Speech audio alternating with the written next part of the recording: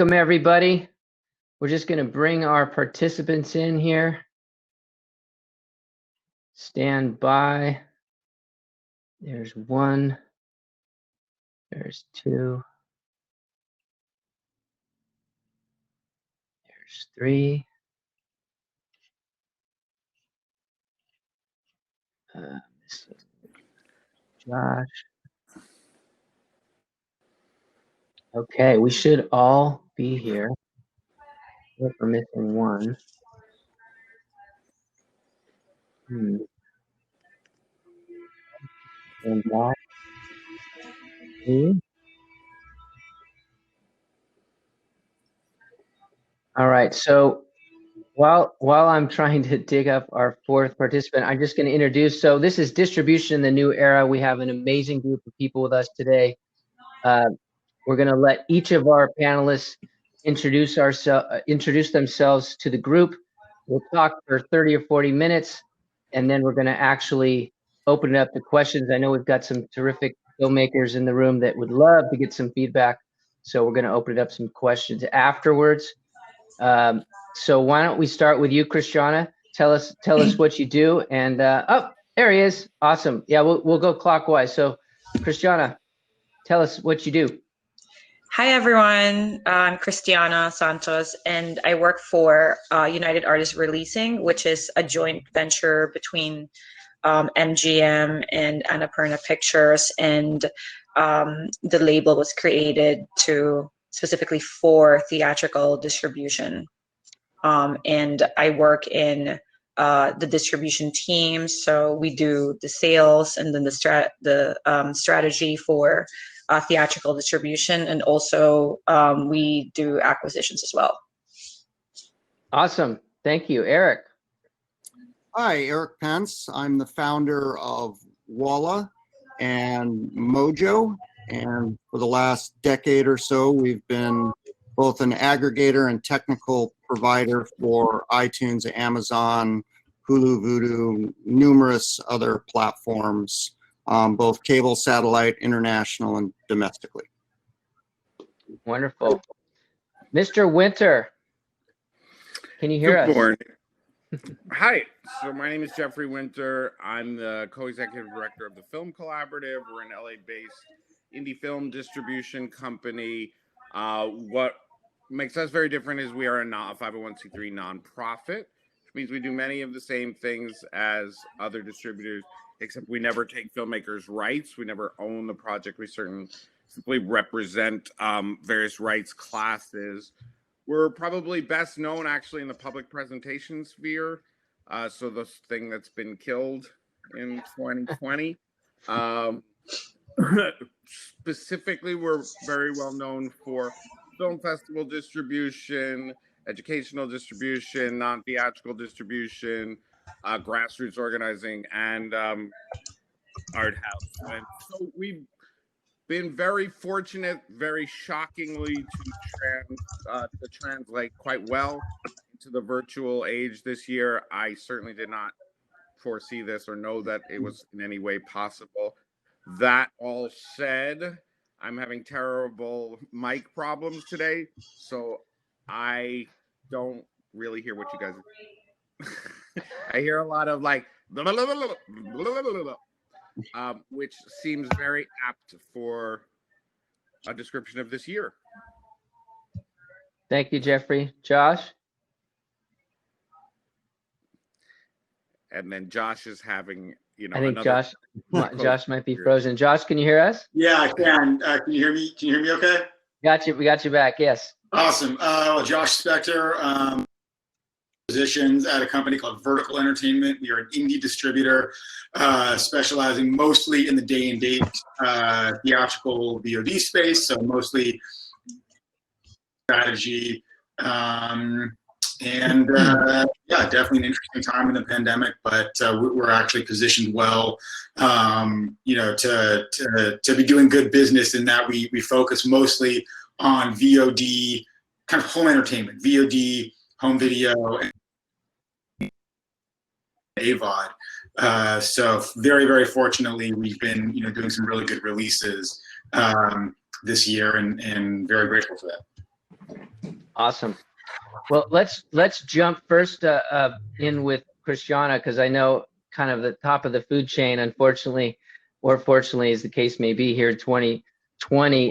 You know, if we're seeing theatrical and other windows shrinking, the business is changing rapidly, to say the least. I feel like there's a new announcement every day about something going on with the studios and the exhibitors who are hanging on for dear life. Tell us how you guys are adjusting to this and what you see coming around the corner. Yes. So yesterday, HBO Max announced that they're releasing day and date all their big movies like Wonder Woman, Dune, the other Warner Brother movies. Forgot the other movie, sorry. But yeah, that's very big news, and it was quite shocking when we all read it. But so we're all reacting and adjusting to it. But for now, with MGM, United Artists, and Annapurna, they're firmly they still firmly believe that the theatrical has a future, because once this pandemic's over, people will want to go out. People would, not everyone has like a big screen at home.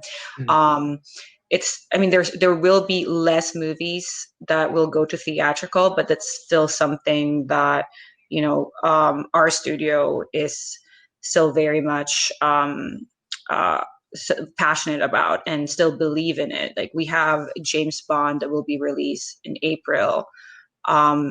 Maybe it's going to be moved. We're not sure yet, but we're going to keep it theatrical. There's no way we're going to have it go to like streaming. And we believe, and we do, we are observing the current trends, and there are movies that definitely need to be in streaming, and or day and date, or should be in a shorter window.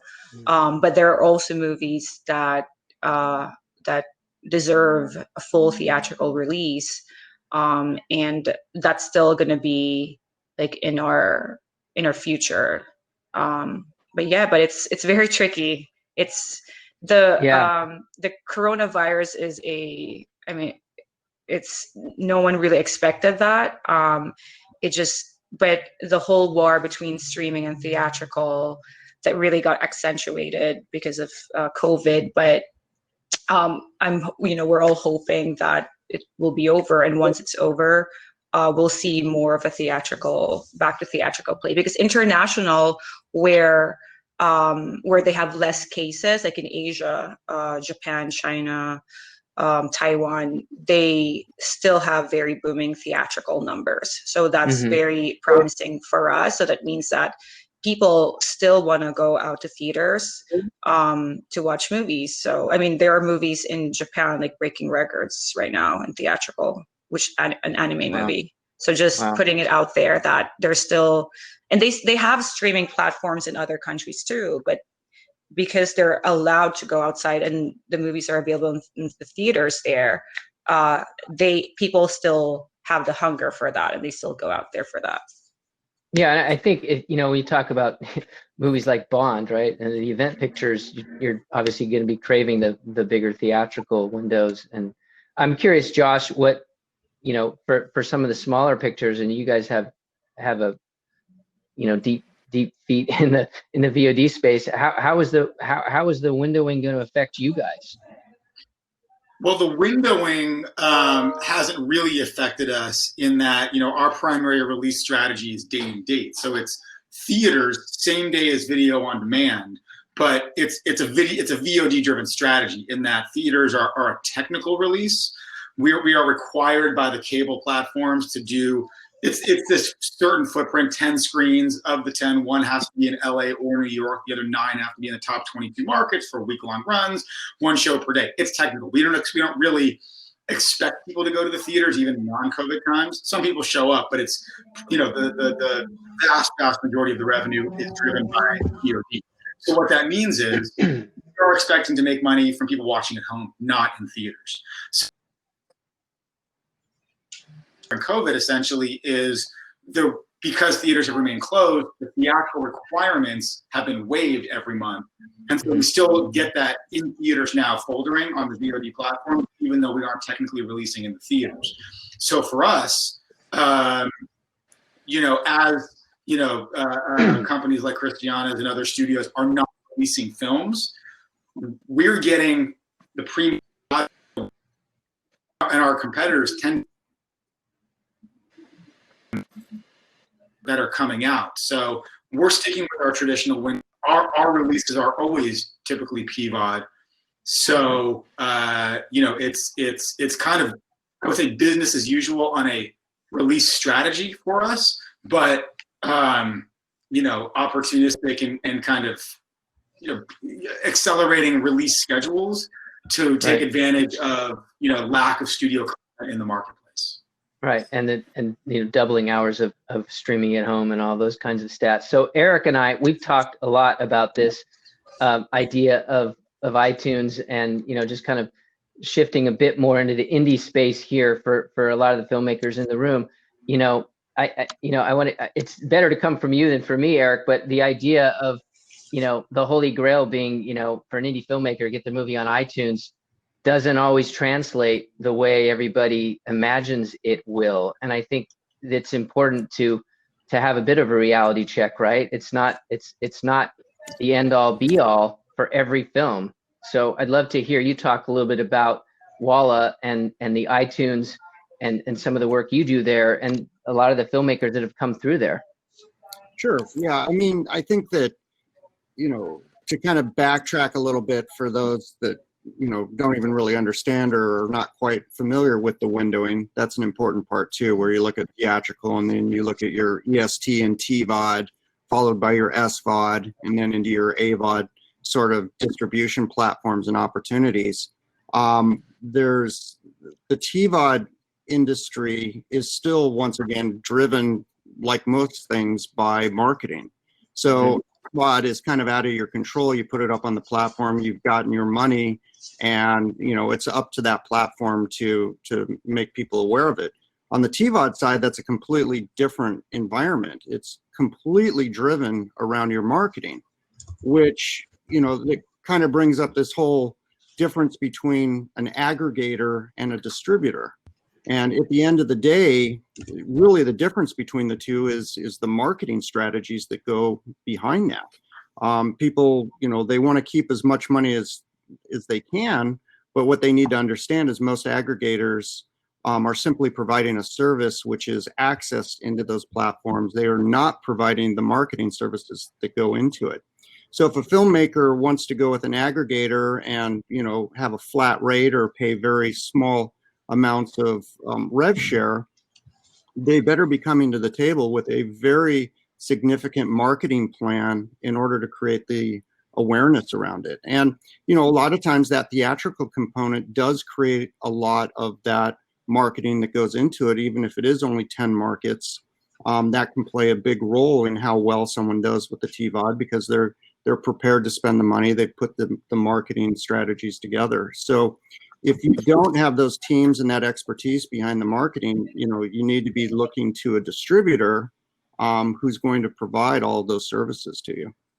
Yeah, that's a great point. I think it's something we've talked about before, is that you pay a fee to an aggregator to get on iTunes or Amazon and some of these other platforms, but if you don't have marketing to support it, it just sits there and you can't drive eyeballs there without marketing. And I think that's something that is going to continue to happen. And so I want to hundreds and hundreds of independent films up on iTunes, and I would say that 90% of them won't even cover the cost associated with the technical services to put those films up. Yeah, that's important, and that's something a lot of people don't realize. Right, but then also seen films that do have a marketing strategy can do mid to high six figures in that window as well if they do it correctly. So right. So Jeffrey, can you hear me, by the way? I can now. Awesome. So we have a lot of your films in this festival. You have some great movies, and clearly the festival is your wheelhouse. It's a space that a lot of these independent films will certainly tour, right? Before they move on to their distribution plans. I'm wondering if you could tell us a little bit more about how you think things are going. Obviously, you've got the top films on the festival circuit, so your business is great, but you're also an observer of the space and you know what's happening. And we did this report that you were kind enough to contribute to about the changing landscape in the festival region, right? And what's happening with festivals and most of them going digital, how that's affecting, and filmmakers looking for more revenue share. There's a lot of changes in the air. And I'm wondering if you could talk a little bit about how your company and how you see this business model evolving. I almost feel like festivals in a way are moving into distribution without saying that word, right? Absolutely. First thing I wanted to say, which is in furthering on what Erik's talking about, in some way, the more things change, the more things still the same. It's always the marketing strategy, right? Which is, we've all had websites for a long time. That makes us all distributors, right? We can all put a film up on a platform. It's called our website. We've had it for a very long time. It's just a question, or YouTube or whatever. It's just a question of letting people know it exists. That has been the whole problem for a very long time, way before COVID. Whoever can figure out the marketing strategy for independent film on some sort of affordable model, that's the next Bill Gates or whoever. So that person has not come along, and it's been a long time. So festivals fit in that, because festivals are distribution and marketing, right? So the main idea of festivals is it is free marketing, free press, free eyeballs, but it's also a revenue stream, and that's what we've done, is create a revenue stream out of the marketing. That's the idea. I do notice that there is at least one of our filmmakers in this room. I saw her name came by, Laura Limbaugh from Through the Night, which you guys have that film. Right. And like, for example, we work with Vertical. We had a film with them this year where we did the festivals. Then they put it out on VOD called Sell By. That's you guys, right, Josh? And then, it's called Almost Love at the end. Yeah. And then you have a film of ours, or we have a film of yours, whichever way you look at it, called Breaking Fast this year. That's right. So we're definitely like called the collaborative for a reason, because we're like looking to work with companies to create that loop of things. And festivals, I mean, I tend to believe that Almost Love, Sell By, whatever, did very well because it was a big hit on the festival circuit. Like, not only, but that was a big part of it. It started the eyeballs. And that's exactly what's happening with Breaking Fast. But what's interesting is Breaking Fast is this year, and it's been entirely digital, right? So in that way, festivals are critical to the ecosystem in whatever platform and windowing we're looking for, because we can also do it concurrent. But in terms of what you're talking about, into how the hybrid strategy of festivals is changing, yes, now festivals are becoming a window in and of themselves, meaning even from a technological point of view, they are a VOD window. So the hard thing is, we have much more difficulty in making sure that we're not messing people like Vertical up this year, right? Because everybody's putting the film out in a VOD window. It doesn't really matter what you call it, theatrical, grassroots, educational, festivals, it's all VOD, right? So I don't, because it's all a link, it's all on your computer, on your TV. So yeah, from the festival point of view, it's both the best of times and the worst of times. Obviously, I'm very excited with the idea that people will want to go out more, and festivals will be probably super exciting again, just because they'll leave the house. But yeah, I mean, as you know, John, you work in space, you're never going to want to give up the hybridization of the festival experience again, because I've been saying for a long time now, because this COVID thing's been like our entire lives, right? Who remembers before COVID? It feels like the podcast moment for what radio had with podcasting, where now you can not just be in a theater at one time. It is a hybridization of the windows. So it depends how much the other windows fight back, right? Because the festivals will want to move more and more into the VOD space as much as they are allowed to. We will now have the same sort of platform theatrical war where like you cannot do that because that's our window. And I have to say, like, Vertical's been awesome with, that's one of the, you know, like different companies are more difficult to work with, right? But Vertical's been like, yeah, no, you guys have been like great with like allowing the films to seeing that the festivals can help you with the others. But at some point, you'll also have to fight back because otherwise, all the festivals will just be the VOD. Or you can work out a financing arrangement with them. But in other words, we haven't gotten to that place yet, but it is emerging, and I think it's exciting actually. But you know, I'm so tired of watching a film on a screen that it's also like boring as hell. I would like to leave this chair once this year. Awesome. Well, I want to throw a question out to the group, and maybe we can just get some quick answers, and then we can shift over to some Q&A. I see some great questions here. But one of the things that came up on our survey was the idea that filmmakers and to some extent distributors are really going to be looking to festivals to actually get more information and more data, which everybody on this panel understands can be helpful in terms of the target audience and the marketing support, and some of them very specific niche marketing. So I just would love to throw it out to the group to see how you guys feel about that, because you know, I feel like we're in a position now with these technology platforms and with a company like Filmocracy, for example, we're collecting all that data. We know where somebody bought that ticket. We know what they watched, and we can collect more data based on follow-up surveys. So I'm just curious, you know, maybe Christiana can jump into this first, but like, how much does that data mean? Would that be helpful? Do you mean, so I'm just trying to understand the question. Feedback from the audience, and having more data on the success of these films. Who's watching them? Who's reviewing and rating? I feel like that's a piece that's been missing, and filmmakers are asking for it. No, yes, it's very valuable. One good example is us. I believe that went to, was it South by Southwest? Is that correct, guys? One of them. About 2 years ago.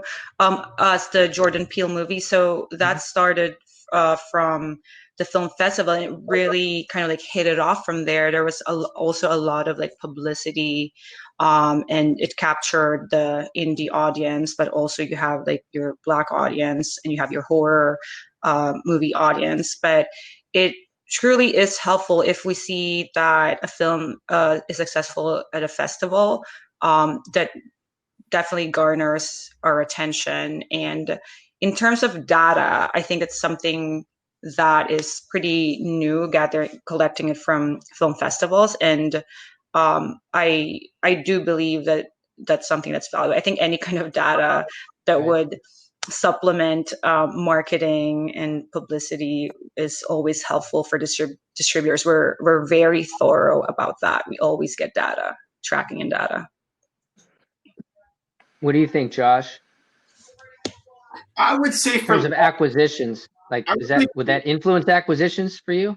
If we had data that, you know, I would have to see what the data is. I would say for us, in terms of how the festivals play in and what we're seeing, it's more about the laurels of the festival that we can kind of, with two things. So laurels of the festivals that we can kind of highlight to the accounts where we're trying to get placement, whether it be iTunes or Amazon or Google or DirecTV or Comcast, and just it adds credence to you know, it's another level of marketing that we can kind of tout. Say, hey, this film premiered at Sundance. This film premiered at TIFF.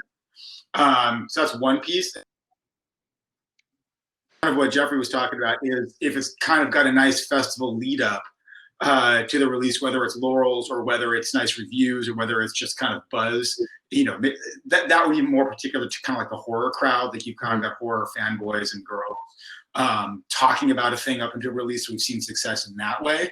So that's, I would say, more how we look at festivals rather than data specific, only because I think we're not seeing, I don't know what the data is. So send me the data and happy to take a look at it. I can tell No, you it's interesting. It's interesting that there's been more feedback perhaps on the filmmaker side. And I mean, this speaks to Erik's point.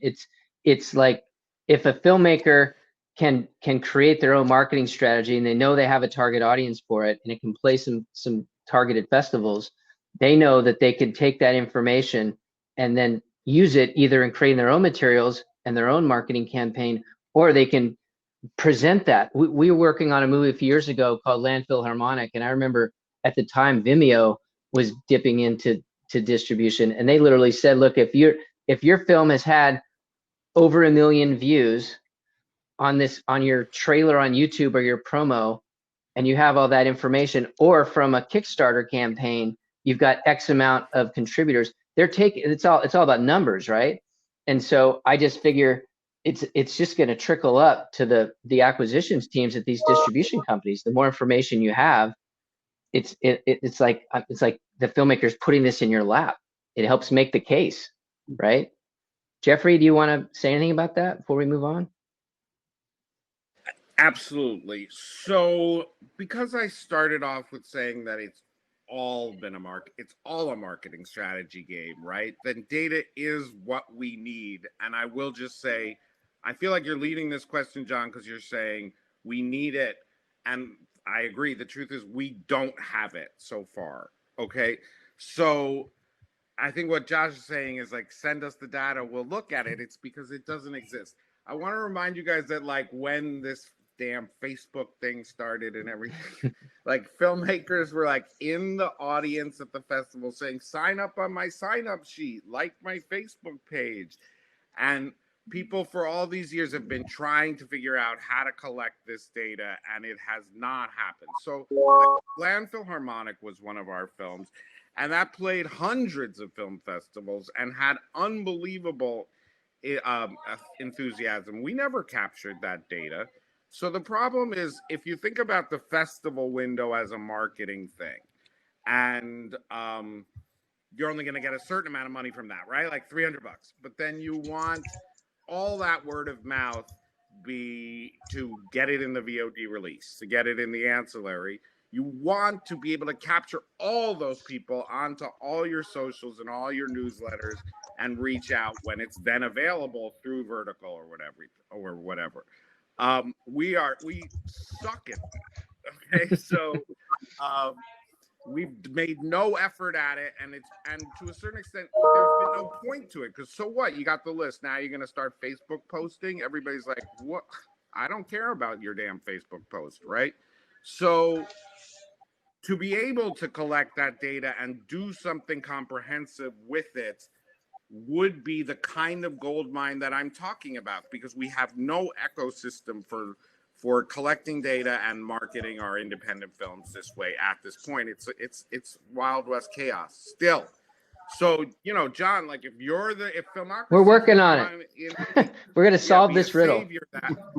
Exactly. If you can be a savior that way, we desperately need that, because I show my films to thousands and thousands of people I do not track, and I'm usually not getting any rev share from those people, right?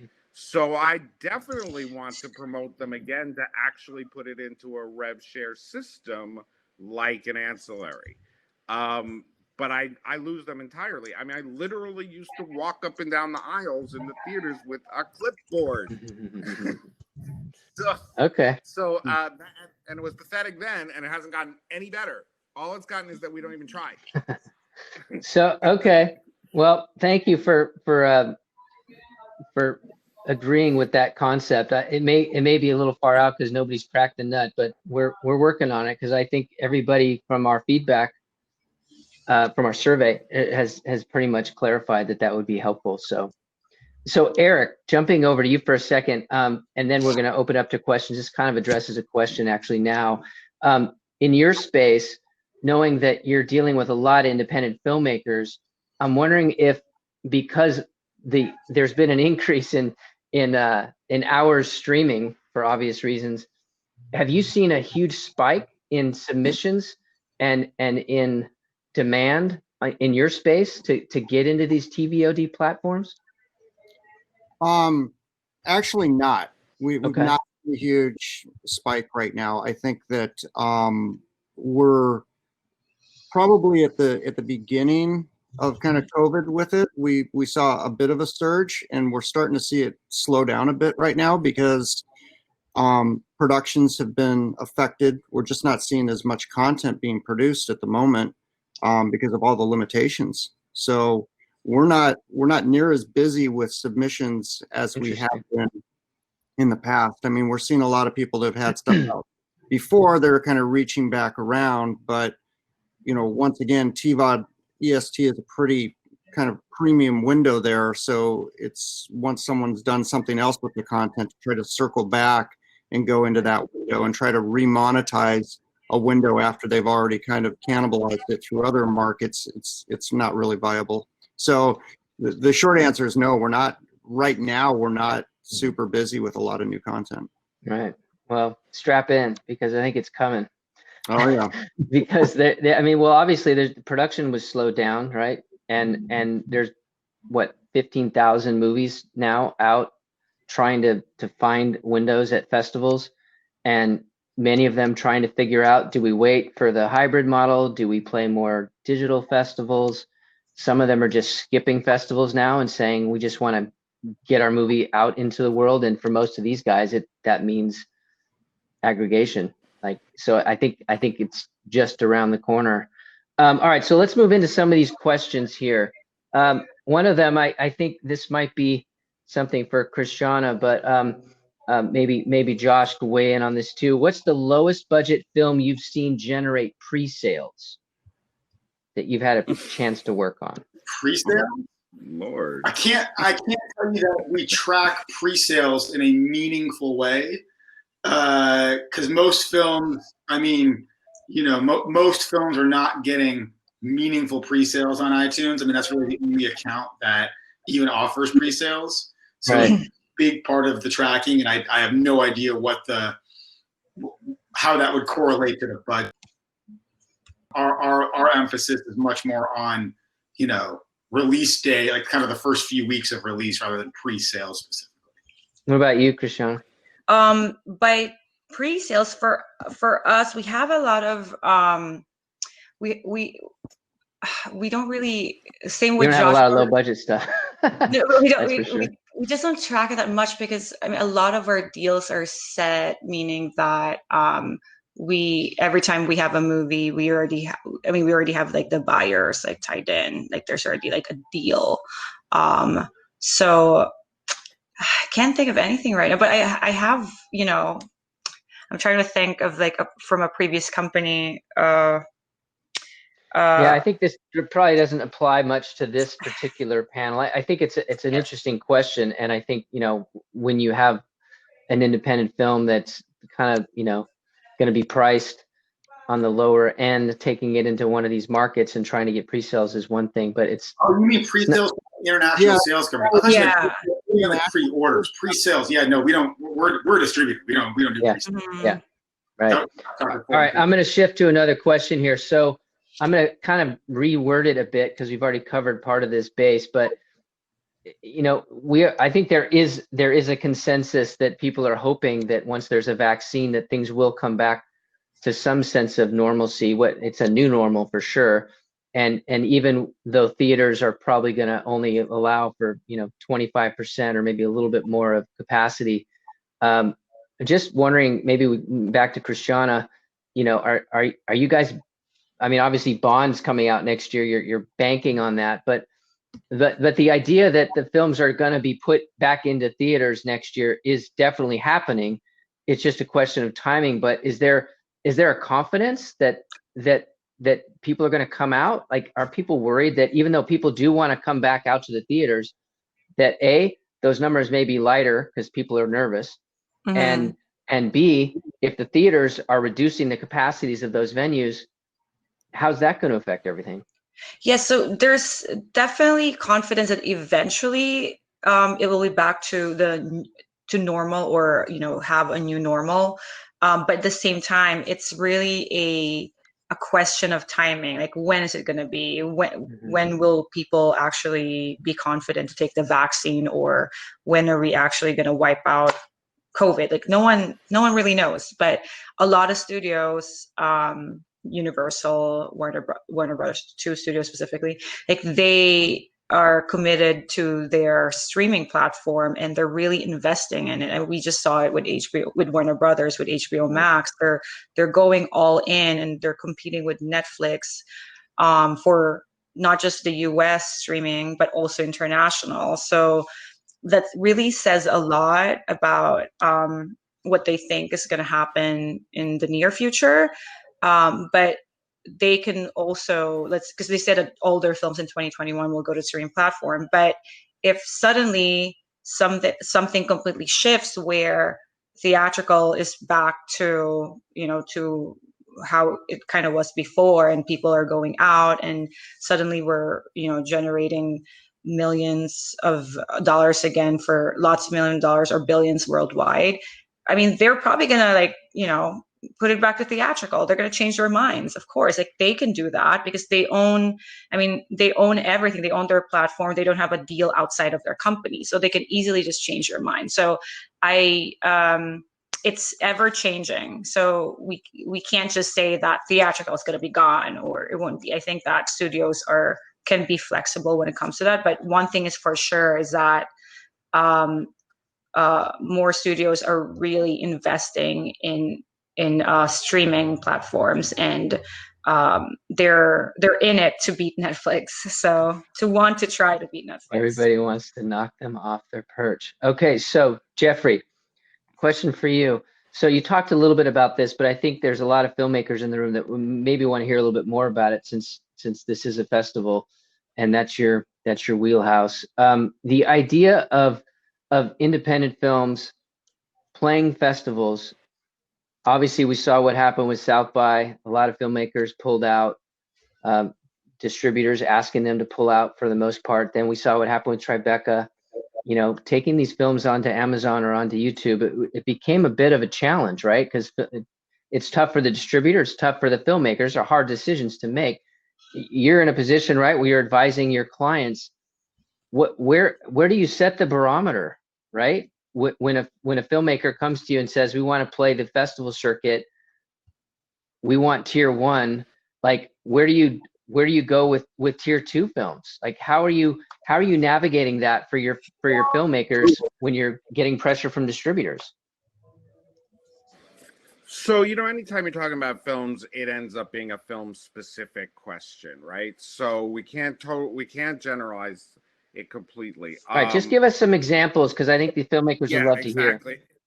Exactly. So I think it comes down to how event driven is your film is one of the main things. So I've had certain films. So obviously the magic of a public presentation, especially at a festival, is having the talent there, is having the Q&A, and is having the experience of meeting the people and live. So I've had certain films that have really put the brakes on, because the magic of gathering the people and seeing that, some of them are that, oh my God, these people are still alive, that kind of thing, is inescapable and tragic that they're not happening, right? Other films that are fairly where more like the festival really is a marketing window but it's just as good a film on TV, then I would say there's no reason why you can't just go, right? And then there is so I think it's like, how press driven and event driven is your film? So how much does it need to be treated very like special boutique kind of film? So I would say, like, my experience with sort of vertical films, that has been like, they're films that just need marketing whatever way we can get it, and it doesn't need to be treated that special and precious kind of way. So those have been fairly easy to say, actually, these are great movies to put on digital film festivals because they're crowd pleasing, they're fun, you just want to watch it on a screen, it doesn't really matter. And therefore it's just like extra highlights. So, and then it's just been a question of like, how long can you really wait, right? So initially, I had most of my films be like, okay, we're not doing anything till we figure this out. And then most everybody gave up is essentially what happened, because they're like, this is not ending. So, you know, now we're like, virus, it's going to be this. By the way, I was like on a panel with Sony Classics the other day, and they're like, oh, no, we know when this is starting. Distribution is returning on July 1st, 2021. That's when it's coming back. I mean, should we all write that down? To be fair, they were, yeah, exactly. July 1st, 2021. That's when it goes back to normal. To be fair, they were joking, but I knew, I think I knew in my heart of hearts when this started that we would not see some sort of return to quote unquote normalcy until fall 2021. I kind of think we all knew that right away. We just didn't want to believe it, you know? So I think it became a question of, can you wait this out? The truth is, the world has continued. As much as we wanted to be like, okay, stop. Let's let this happen and then the world will come back. That's not what happened. And like, lots of films are out there. And so most films really just can't wait, right? Because it's still going to say on IMDb your film was last year. It's still going to be like you had a release last year. So, and then production hasn't stopped. So I think that for most films right now, the problem is you can't wait, right? Because you don't know when this is going to end. So I think we have to go, or else it turns into an old film. Which let me sucks. just add a little side note to that and see what you think, because I feel like I talk to filmmakers all the time about their festival strategies, and I find that it kind of always comes back to their goals, right? Because if somebody has a film that has a legitimate shot to be acquired by a serious player that can do a lot with it, then that might influence their decision on the festival circuit versus another filmmaker who might have a strong film, but it's probably never going to be acquired by A24 or one of the big boys. And is it worth waiting for them? Because at the end of the day, festivals are marketing platforms. And so if they play in a number of festivals that have some reputation, and to Josh's point, the laurels actually mean something, it's probably better not to wait. So I'm only finding so far that there are two companies worth waiting for, and I'm going to give them free publicity, I guess. I mean, not they freaking definitely don't need my publicity. The only companies that are giving us problems in terms of festival strategy being in conflict with what they want is Netflix original and HBO original. So Netflix original and HBO original see they see the virtual window as their window, period. So, and they want to control that. So we actually, I mean, if anybody is on this, they're gonna think I'm wrong, but we actually are saying to people, go make sure Netflix and HBO don't want it before you make that decision. Because we have actually had situations where they have expressed deep disapproval of our festival strategy and therefore said they would not be open to it. Does that make sense? I was being very nice. So other than that, I think everybody is like, well, it's marketing. It's not really that much audience. Maybe it's good. Maybe it's bad. I don't know. It's not going to stop us.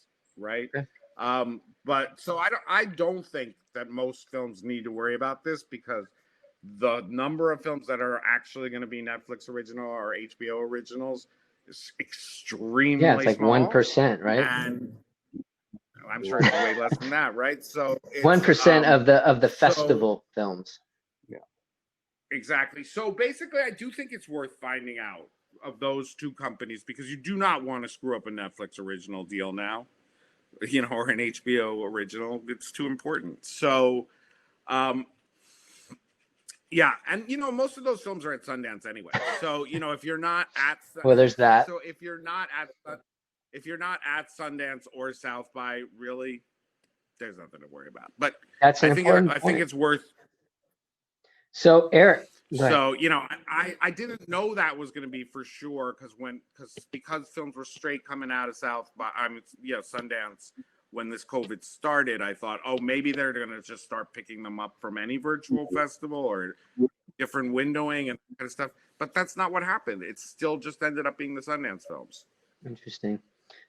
So Erik, a quick question for you. Just thinking ahead, thinking to the future, just based on your experience, you've been doing this a long time and supporting filmmakers in this aggregation and distribution space. I'm wondering, we talked just a few minutes ago about the fact that you're not seeing an onslaught of films, but like if you were going to look ahead to, Q1 of 2021 into next year, what advice would you give filmmakers if they were going to play film festivals and not necessarily bank on the Netflix and HBOs in terms of giving themselves the best chance, other than the obvious marketing question?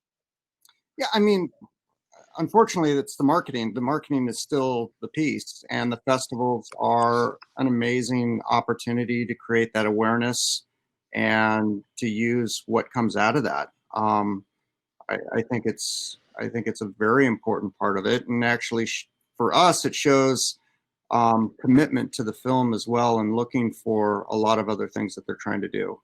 We get a lot of submissions from folks that haven't done festivals. They haven't really done anything. They're just trying to find some sort of outlet on it. And, our position has become a lot more, we're looking for higher quality films now than we have before. I mean, we used to kind of like open up the gates and say, go ahead, because a lot of the films, 5-6 years ago actually could recoup their money in that. And it's getting harder and harder because there's so many different outlets. So we encourage that, because for us, it shows a commitment to the distribution of the film and the awareness. And we know that those folks are committed to doing their marketing, which is important to us. Cool. All right, I have one more question for Josh, actually, and then we'll see if anybody out there is listening and has any questions, pop them in the Q&A. We're going to wrap this up in 10 or 15, so throw some questions in there. But I was just curious, Josh. So again, festival films, playing as many festivals as they can, trying to play the credible festivals where the laurels mean something, winning an award can mean something. If you saw a film early in a festival run and you were interested in making that acquisition, and you started to see signs that some of these future festivals were actually looking to have films play and not cap at 500 or more, and they wanted to play 10 or 15 or 20 festivals, would that influence you to not want to acquire that film? Or if you made an acquisition, would you pull the reins back on them playing future festivals and making them cap at those future festivals? Talk about that a little bit, because I think that is a question a lot of these filmmakers are going to have to ask themselves. Yeah, I mean, it depends. It depends on the film and what the festival strategy is. I would say that, a company like Vertical is looking for a wide audience. So festival audiences are more niche. Most average consumers are not tracking festivals and watching films at festivals. So we're not so worried about that kind of small niche audience who might cannibalize a transaction after release versus a screening at a festival. I would suggest, and I think Jeffrey mentioned this earlier, that filmmakers charge a screening fee if you can at a festival, because you don't want to lose that on money. But at the same time, again, for Vertical, we're looking for the 100 million homes, not the 1,000 or 2 people who at max who might see it at a festival. That being said, I would pull the reins back a little bit. I wouldn't want, if we acquired it early on, I would have a conversation with the filmmakers, but I would probably suggest pick a few festivals, because having 10 or 15 laurels of small regional festivals ain't going to do anything. Having a Sundance laurel, a South by laurel, a TIFF laurel, a Tribeca laurel, a CAM laurel, a little, tiny little regional film festival laurels, it's not going to push the needle for anybody. So that you do get a little bit of worry about fatigue there. That being said, if it's really important to the team, because we try to work with people. If it's really important for them to go on this festival run, that's a big part of their strategy, and they want it for their promotion, their reviews, for their future films, for their connections. Probably going to be fine with it. Cool. Not going to come material harm to the Good wide to know. release. Yeah, it's great to hear your feedback on that. We had a lot of answers from distributors on our survey, and it was interesting to see. Some had that same answer, and some were a little more strict about it because they do feel like they're cannibalizing their audience, and they have to cap because they're conservatively saying there's only so many people that they know they can reach, and they don't want to tap into that. So I have one more question for Jeffrey, and then maybe we'll get one more in here. Otherwise, we'll wrap it up. Are we seeing results from what works in the current state of the industry for films that jumped early under the virtual first train, I guess is the question. So for example, Jeffrey, if films were coming to you and you're saying, there was a period where maybe they had to kind of stick it out and wait. Now you're saying don't wait. Are there some clients that you've had that actually just moved right into a deal with one of these streaming platforms that you can give an example of, either a bad example or something a little bit more positive that came from that? Sure. I want to go, and I can connect it to somebody. So back to Josh, because it's because he's paying you to promote him today. He's not, and in fact, checks in the mail, Jeffrey. Checks in the mail. The thing is, it's interesting. Wait, before you say that, because I'm going to back a little bit. No, I'm joking. So Breaking Fast with Vertical was the perfect example of one where I was just like, let's go, okay? Because it's crowd pleasing. It's very digitally friendly, like you were going to see it on your screen any way it is. It's queer, so it was LGBT. It's Muslim, so we were like, we need to niche target and niche specify this, right, to make the audience know.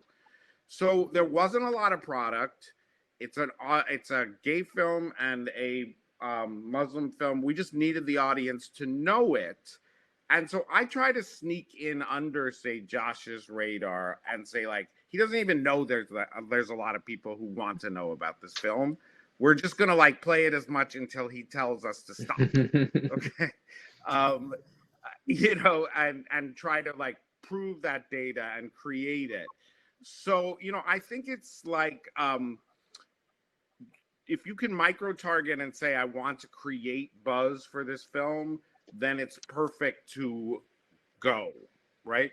I have also had the opposite experience. So we had a film out of South by called My Darling Vivian. It's here too, by the way. Right. So thank you. Which is more sort of I perceived general audience film, because it's a Johnny Cash biopic. So, I mean, that's not exactly, in other words, there's a very large country music sort of world for it that you can imagine. We went very quickly into virtual theatrical. And virtual theatrical, I thought, man, we have now created a new business model that we're going to all get rich on. Because I was like, I could just call this a theatrical and promote off of all these theatrical all the theaters having theatrical platforms, and use them as the marketing partners.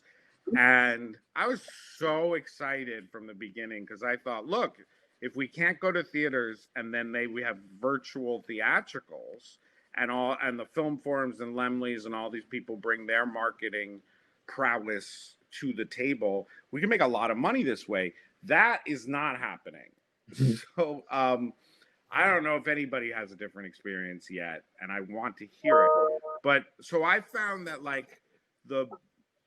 the idea that we could just recreate the theatrical window on, you know, just online, just call it a virtual theatrical. I was really glad to learn it, so I'm not sad that I did it, but the money was atrocious. So I don't think that like all of a sudden the VOD aspect of the business is just recreate. Like we're not just recreating the wheel online and it's going to be easy Right. now. Like far from that. Does that answer Yeah, that it's question? close enough. I think you covered the bases. By the way, my darling Vivian is Saturday at 1 p.m. for anybody listening. Here Yes. at Yes, go Filmocracy. see it. All right, so here's what I want to do. We're just kind of coming near to closing time here. I'd love to just go around the room and just have each of you just kind of give like one tip. Again, most of the filmmakers in the audience are independent filmmakers, you know, making their first or second film, some of them even short films. Any word of advice in terms of what they should be looking for when they continue down this path to get their films out into the world? Let's start with you, Christiana. For filmmakers, the good thing is that there's a demand now for stories from minorities, from people, from stories that we haven't really heard before. And I think that's something that we should keep in mind, that to keep our stories like genuine. And the good thing is that Hollywood is responding to it.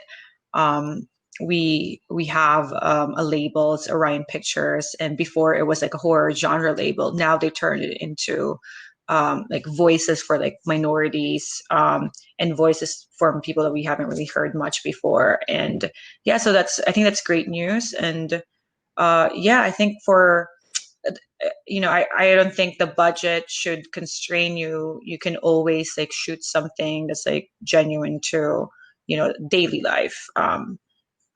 So yeah, so that's just be Terrific. genuine and true to your story, and have a share a perspective that we haven't seen much on screen. Don't be a cliche filmmaker, especially if you're starting out, because a lot of big filmmakers already do that. Thank you. That's wonderful. All right, Erik, words of wisdom. I mean, every movie is a business in itself. I mean, I know everybody likes to think it's art and creative, which that's a component of it, but it's only one component. So when you're doing your budget and you're putting together your business plan around your film, you've got to be allocating enough money to get your distribution, your marketing, and the post-production part done. Everybody shoots, they spend every dollar possible on the production and the post, and then they're left with no money to do, the high quality artwork and the marketing and finding the distributors and paying for the festivals. That's a huge part of being a filmmaker, is understanding what to do after the film is done. Terrific advice there. All right, Josh.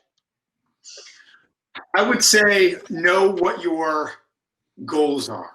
If your goals are to make money, understand distribution and where you're going to make money on this. If your goal is to make art or tell a story, understand that any money you're investing, you might not make back.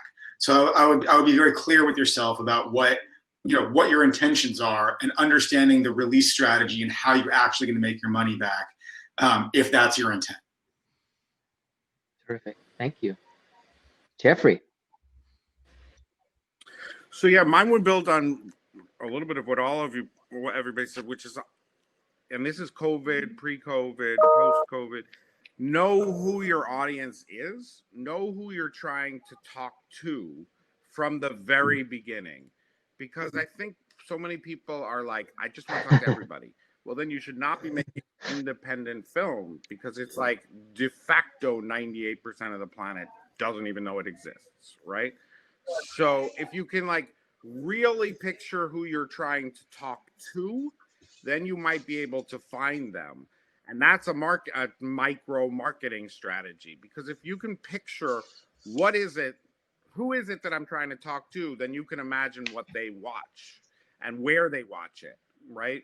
So if it's a festival film targeted to a certain demographic niche, minority niche, then you know where they go to see their films at that festival, or what websites they go to, or what podcasts they listen to, that kind of thing. So the more that you're making the film the whole time to talk to a specific type of person and you can imagine them, the more you can do your entire strategy, especially like your TVOD strategy and all that kind of stuff, because you know who to market to. I think that's why documentaries have a tendency to do significantly better, because you know your audience and you know who to market to. So documentaries traditionally do much better numbers. Yeah, certainly. Exactly. And that's why, I mean, to be honest, that's like why we end up doing mostly documentaries, because it's the indie narrative that thinks they're trying to talk to everybody that is by far the hardest. And like the TVOD nightmare, right? Like, I think it's for everybody, therefore it's for nobody. Amazing. Well, I really appreciate you all taking time out of your busy schedules to join us at the festival.